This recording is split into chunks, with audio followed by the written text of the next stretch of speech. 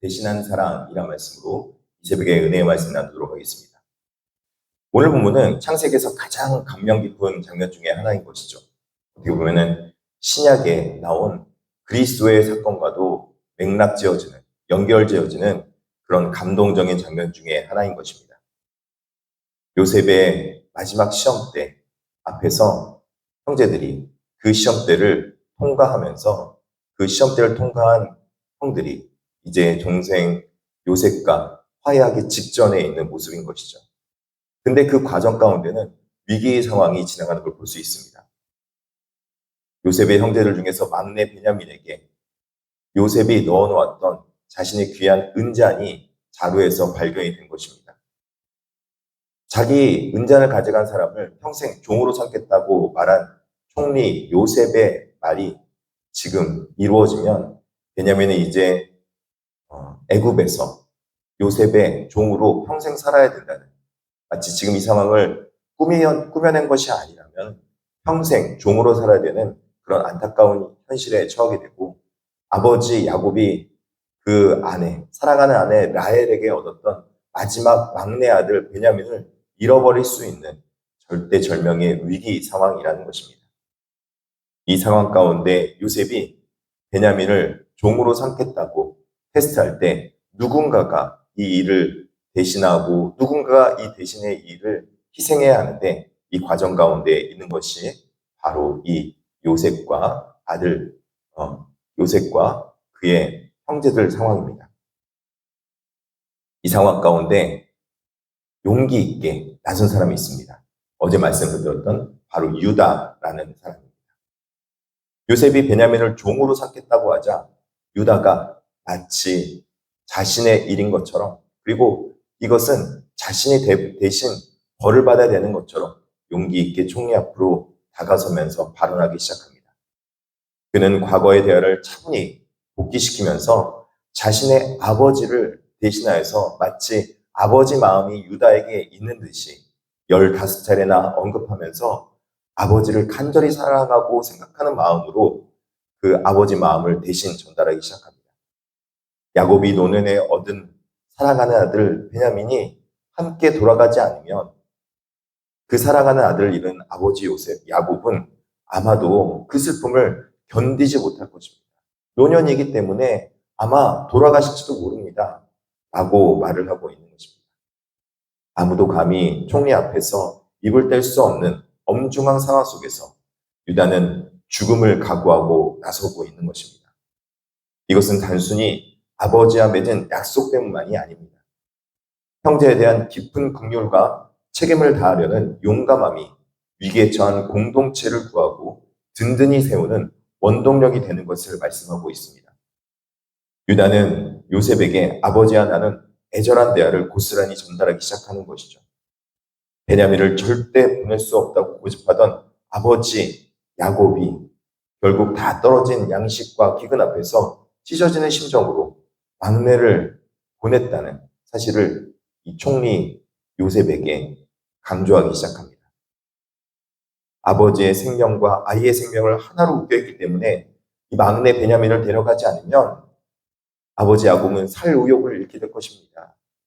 우리 아버지는 이 막내가 정말 애틋하고 너무나도 사랑스럽기 때문에 이 베냐민마저 잃어버린다면 아버지 야곱은 아마도 정신줄을 놓고 목숨도 어떻게 될지 모릅니다. 라고 말하면서 유다는 그 아버지의 마음을 절절하게 전하고 있는 것이죠. 과거 요셉을 잃고 짐승에게 쫓겨들었다고 생각하며 평생 슬퍼했던 아버지가 베냐민까지 잃으면 정말로 수월로 내려가게 될 것이라고 자명한 것입니다. 이처럼 아버지 안위를 깊이 헤아리며 눈물로 흡수하는 유다의 헌신적인 사랑이 상처 입은 가족 공동체를 성숙의 자리로 이끌어 가는 것입니다. 담보를 잡은 유다를 볼 수 있습니다. 간청의 절정에서 유다는 놀라운 제안을 합니다. 자신이 베냐민을 대신해서 평생 종이 되겠다고, 자신이 그 일을 대신하겠다고 자청한 것입니다.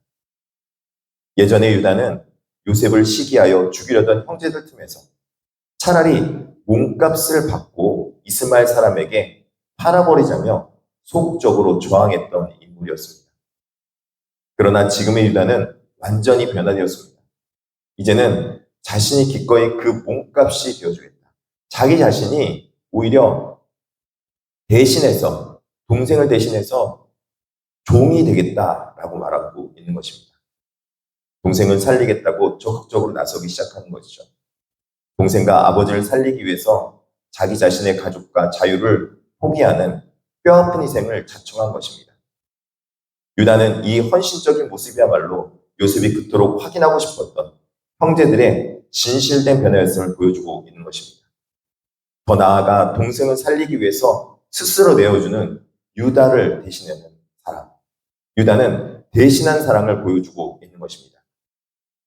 장차 유다의 후손으로 오셔서 우리의 죄를 대신해서 죽을 수밖에 없었던 그리스도의 십자가의 희생을 예표하고 있는 것이죠.